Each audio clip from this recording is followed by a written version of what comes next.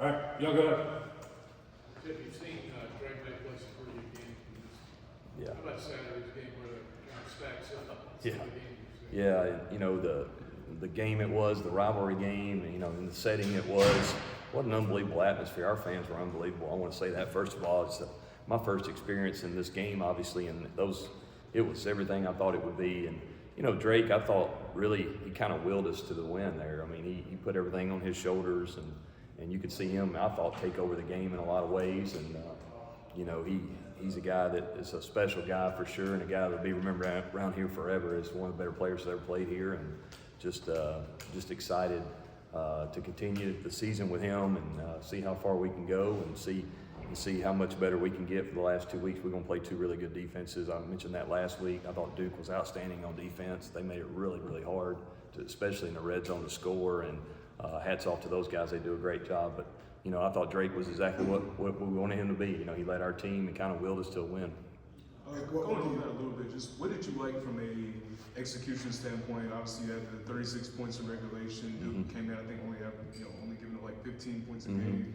From an execution standpoint, what were some things like? Yeah, I was proud of our guys. I thought we got off to a good start, went down and scored the first drive, and, you know, played with really good tempo. I thought that was a huge part of what we wanted to do, and try to keep them guys from subbing as much as they could. And you know, they do a great job, especially on third downs and red zone, of really disrupting your offense. And they do it in a lot of creative ways. And, you know, don't know Coach Elko, but over the years, gone against him a couple times. He's just very, very, very good at what he does, and really causes you a lot of problems. He really does a great job trying to attack your protections and overload you in the box some in the run game. But I thought our guys played physical. We challenged them to do that. We knew that they had a really good front, and that was going to be a huge part of the game.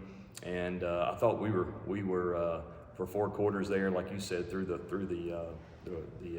part of the game before we went to overtime. You know, I thought we had some opportunities that we let get away, which you got to give Duke credit. They came back and made it hard on us and really took the lead there at the end. But really pleased with how our guys, especially executed in 1 minute. We had 3 one-minute drives, and, you know, we got points on all 3 of those. So overall, I thought our execution was pretty good. Still a lot of things we can clean up. What did you think when Drake went airborne? Held my breath, just like everybody in that stadium. You know, I've said this before, those special players like him, you don't want to take their edge away from them and what makes them special and what makes Drake who he is. Because to me, that's what makes him so effective, is he can make plays with his feet, moving in and out of the pocket and keeping his eyes downfield. But you just hold your breath sometimes, and definitely don't want to lose him on something like that. You don't want him airborne.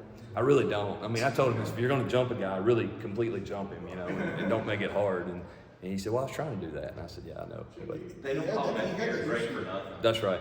He had that issue before. Last year he did it a couple of times. Yeah, I saw The that. message was, if you're going to do it, make sure you get in the end zone when you do it. No other time. Yeah, that's a great point. And my advice to him was, if you can't jump them completely and land on your feet, don't do it. But you know, that shows you the competitor he is. He's willing to do whatever it takes. He loves this university, loves his team, and trying to do whatever we can do to win the game. I was going to say, I know you've seen the game film of the Nesbitt catch that was disputed. It's Yeah. different angles. Just, I mean, it's a catch now. He made it. Yeah. Was it a catch? Oh yeah. Yeah, he caught the ball, and I think if you go back and watch, I think his backside hit the ground, and he had to catch then, so it's dead then. So I thought it was a good call.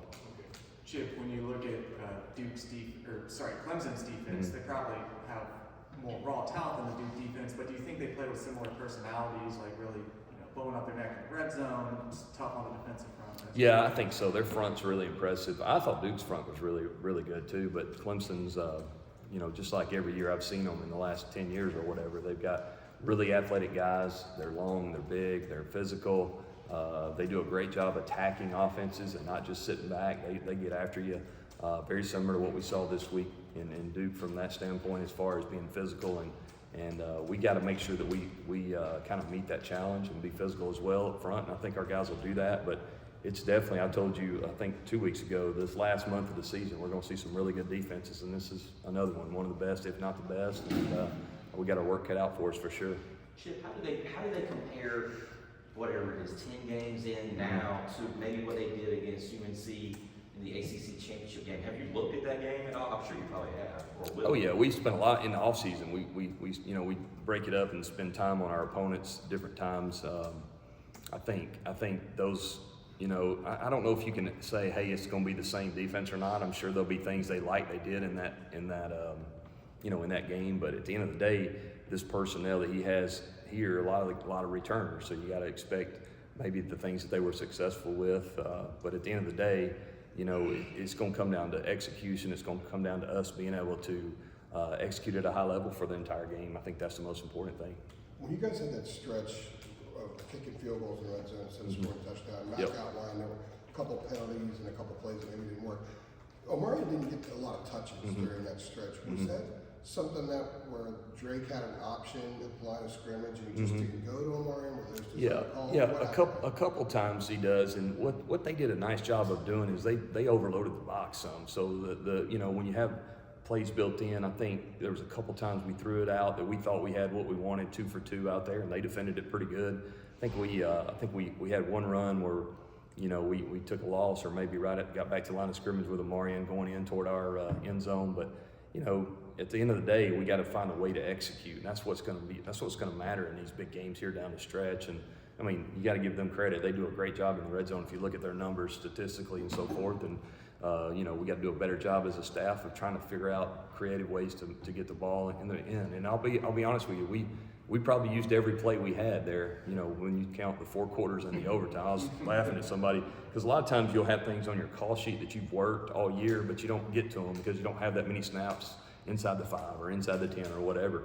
Man, I'll tell you what, we're going to use every one of these, and we did, and it paid off. And I thought, if you look at our red zone stuff, the overtimes and then the 4th quarter, we did a lot better in the red zone, and we ran the ball in, and that was a huge part of us being able to win the game. What is the line on knowing what you have up front offensively, where you can just line up and say, we're just giving the ball to this guy, we're plowing forward, we're going to win those battles, and therefore we're going to get the end zone?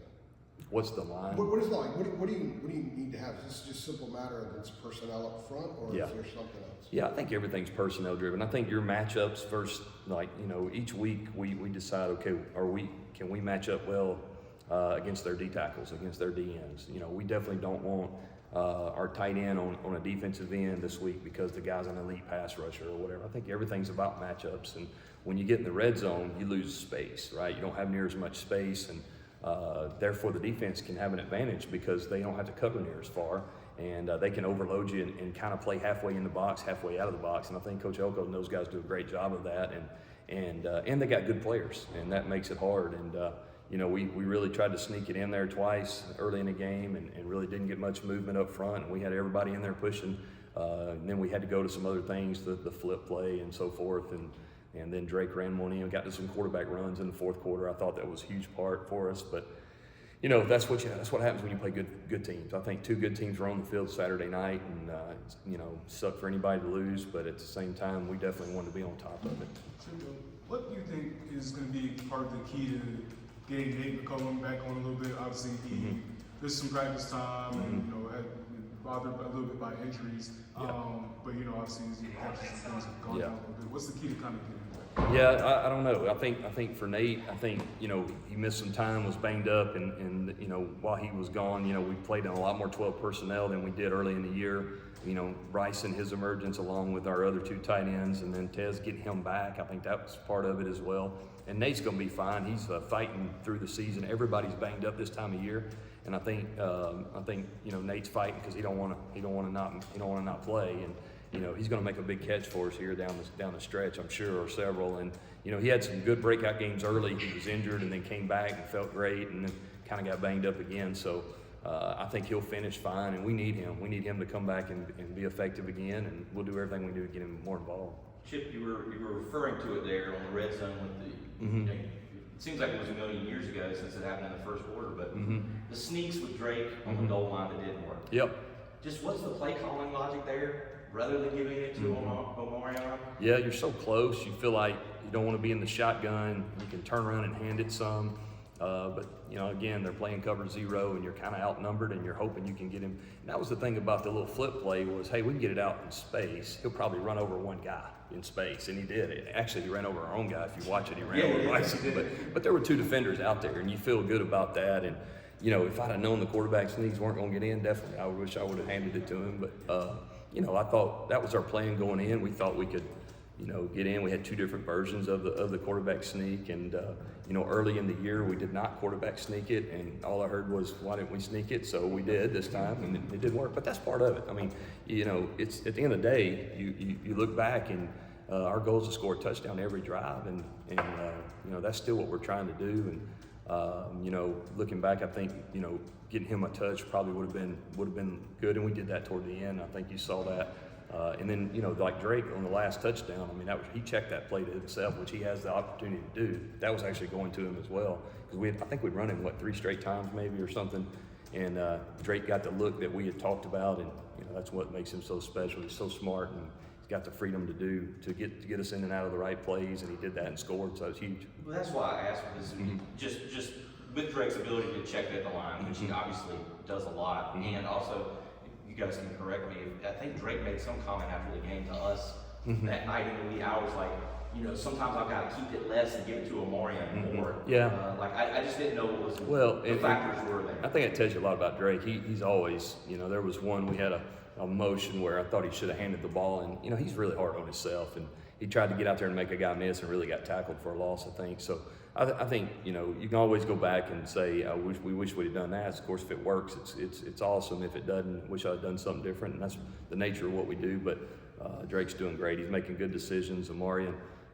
is fantastic as well. And then we feel confident we can sneak it in a lot of the time, and maybe we're a little farther out than we wanted to be. Maybe that's part of it, but we definitely, we're going to see the same kind of defense as the last 2 weeks, so we got to have a better plan for sure. I was going to say on the winning two corners, was he the primary receiver? Yeah, there's actually on that play, there's like 1, 2, 3, 4 different options on that play. We can throw the screen out there, we can play the one-on-ones either side, or Drake can run it in. So either way, it's all built in, and Drake did a nice job making a play, and Coach staying alive was good. Was Drake supposed to fake the run on the 2-point conversion? He said it was backyard football. Yeah.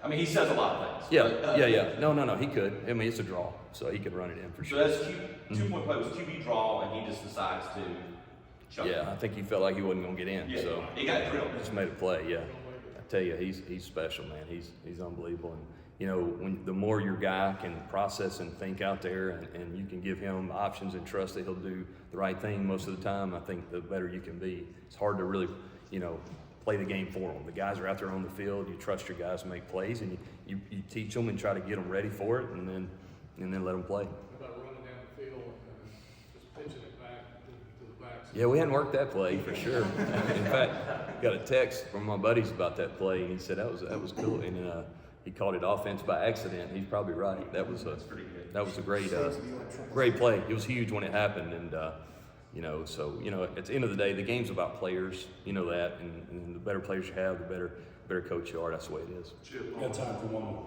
Chip, on Omarion, Yeah. You mentioned, hearing some of the talk earlier, maybe in Virginia he didn't get enough. Mm-hmm. He had 39 or 40 touches Saturday night. Did he? I knew he had 31 carries. Is that right? 8 catches, I think 8 receptions. Yeah, those catches aren't called to him either. They're just check downs and things. Drake does a good job doing that. But go ahead, I didn't mean to interrupt. It seems like he can carry the load. Matt, talk about maybe the defense getting tired late in the game. Omarion doesn't seem to be that type of beast. I mean, how many can he carry? No, I think he's pretty gassed. He hides it pretty good. Larry's on the sideline with him, and kind of getting him through. We talk about it every week. Like, let's make sure. 1 week he had an inhaler. I think we were up at a pit maybe. So it's that fine line about overloading a guy, but yet getting him enough. And I think he'd been averaging 19, 20 carries, something like that. And he got 31 the other night. Of course, the game went in overtime too. So, but then he caught 8 balls, and he's just a talented guy. And as long as he's healthy and feeling good, which he is, and British is very capable of coming in and resting him some too. So I think it's a good combination we have there. All right. Thank you. Thanks, Chip. Appreciate it. See you, Chip. Thanks. Omarion might win the Big Bowl.